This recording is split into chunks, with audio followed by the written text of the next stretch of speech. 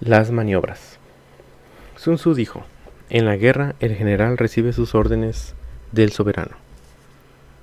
Una vez reunido el ejército y concentradas sus fuerzas antes de acampar, debes mezclar y armonizar sus diferentes elementos. Después de esto viene la maniobra táctica, que es lo más difícil. La dificultad de esta maniobra consiste en convertir lo tortuoso en directo y la desgracia en ganancia. Así, tomar una ruta larga y accidentada después de atraer al enemigo fuera del camino, y a pesar de haber empezado tras él, ingeniárselas para llegar antes a la meta, muestra el conocimiento del artificio de la desviación. Maniobrar con un ejército es ventajoso. Hacerlo con una multitud indisciplinada encarna mucho peligro.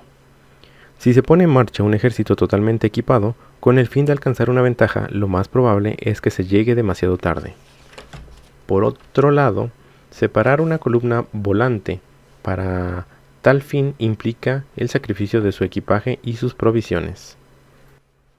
Así, si ordenas a tus hombres que enrollen sus abrigos de ante y que hagan marchas forzadas sin detenerse de día ni de noche, cubriendo el doble de la distancia habitual de un tirón y haciendo 100 li para arrebatar una ventaja, los líderes de las 3 divisiones caerán en manos del enemigo.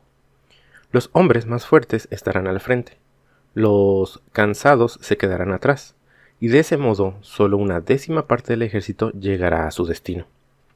Si marchas 50 li para superar al enemigo, perderás al líder de tu primera división, si solo la mitad de tu fuerza alcanzará la meta.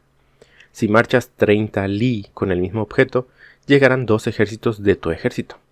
Podemos considerar entonces que un ejército sin su equipaje está perdido. Sin provisiones también está perdido, y sin bases de suministro también se pierde. No podemos entrar en alianzas hasta que no conozcamos los designios de nuestros vecinos.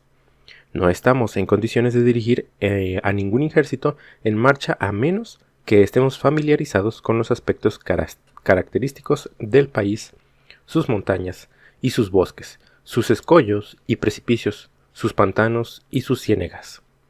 No podemos dar cuenta de la ventaja natural a menos que hagamos uso de guías locales. En la guerra, practica el disimulo y tendrás éxito. Concentrar o dividir las tropas es algo que debe ser decidido por las circunstancias. Que tu rapidez sea la del viento, tu consistencia la del bosque.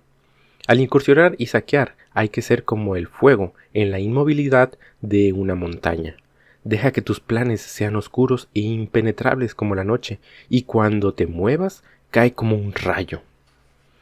Cuando saques un campo, reparte el botín entre los hombres. Cuando captures nuevos territorios, divídelos en lotes en beneficio de la soldadesca. Medita y delibera antes de hacer un movimiento. Vencerá quien haya aprendido el artificio de la desviación. Ese es el arte de maniobrar. El libro de gestión del ejército dice: en el campo de batalla la palabra hablada no llega lo suficientemente lejos. Esto explica la institución de gongs y tambores.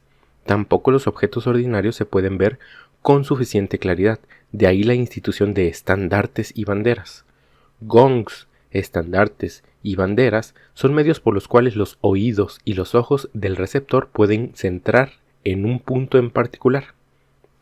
La hueste forma así un solo cuerpo unido y es imposible que los valientes avancen solos, o que los cobardes se retiren por su cuenta.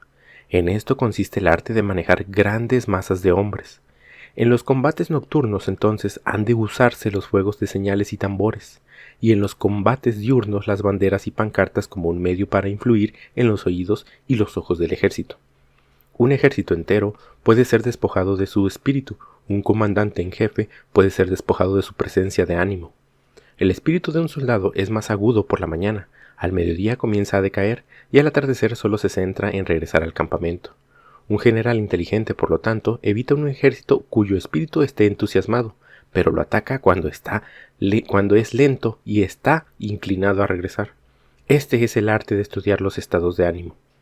Permanecer disciplinado y tranquilo para esperar la aparición del desorden y el alboroto entre el enemigo. Este es el arte de mantener la autoposesión. Estar cerca de la meta mientras el enemigo todavía está lejos de ella. Esperar a gusto mientras el enemigo se esfuerza y lucha. Estar bien alimentado mientras el enemigo está hambriento. Este es el arte de administrar la fuerza propia. Abstenerse de interceptar a un enemigo cuyas banderas están en perfecto orden. Abstenerse de atacar a un enemigo distribuido en formación tranquila y confiada. Este es el arte de estudiar las circunstancias.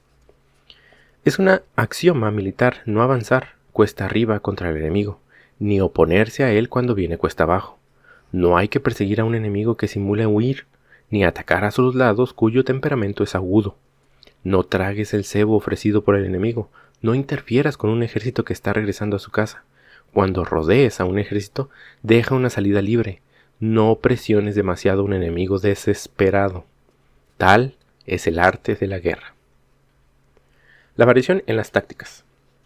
Sun Tzu dijo: en la guerra, el general recibe sus órdenes del soberano, reúne su ejército y concentra sus fuerzas. Cuando estés en un país difícil, no acampes. En los países donde se cruzan los caminos elevados, une tus manos con tus aliados. No te quedes en posiciones peligrosas aisladas. En situaciones de encierro, debes recurrir a la estratagema. En posiciones desesperadas tienes que luchar. Hay caminos que no deben seguirse, ejércitos que no deben atacarse, ciudades que no deben ser sitiadas, posiciones que no deben disputarse, órdenes del soberano que no deben ser obedecidas. El general que comprende a fondo las ventajas que acompañan la variación de las tácticas sabe cómo manejar a sus tropas. El general que no entiende esto puede estar muy familiarizado con la configuración del país, sin embargo será incapaz de poner en práctica sus conocimientos. Así, el estudiante de los asuntos militares que no esté versado en el arte de variar sus planes en la guerra, aunque esté familiarizado con las 5 ventajas, no podrá hacer el mejor uso de sus hombres. Por lo tanto, en los planes del líder sabio se mezclarán consideraciones de ventaja y desventaja. Si nuestra expectativa de ventaja es moderada, de esta forma, solo podemos tener éxito en el logro de la parte esencial de nuestros planes. Si por el contrario, en medio de las dificultades estamos siempre dispuestos a aprovechar una ventaja, podemos salir de la desgracia. Hay que reducir a los jefes hostiles infligiéndoles daño, crearles problemas, mantenerlos constantemente ocupados, ponerles señuelos engañosos y hacerlos que se precipiten hacia cualquier punto. El arte de la guerra nos enseña a confiar no en la probabilidad de que el enemigo no venga, sino en nuestra propia disposición de recibirlo. No en la posibilidad de que no ataque, sino más bien en que hemos hecho que nuestra posición sea inexpugnable. Hay 5 características que son peligrosas en un general. Imprudencia, que conduce a la destrucción. Cobardía, que conduce a la captura. Un temperamento precipitado al que afectan los insultos. Un honor delicado que sea sensible a la vergüenza. Un exceso de solicitud por sus hombres, lo que lo expone a preocupaciones y problemas. Estas son las 5 debilidades que acosan a un general y que pueden serle ruinosas para la conducción de la guerra. Cuando un ejército es derrocado y su líder asesinado, la causa seguramente se encontrará entre estas 5 fallas, que sean objeto de meditación.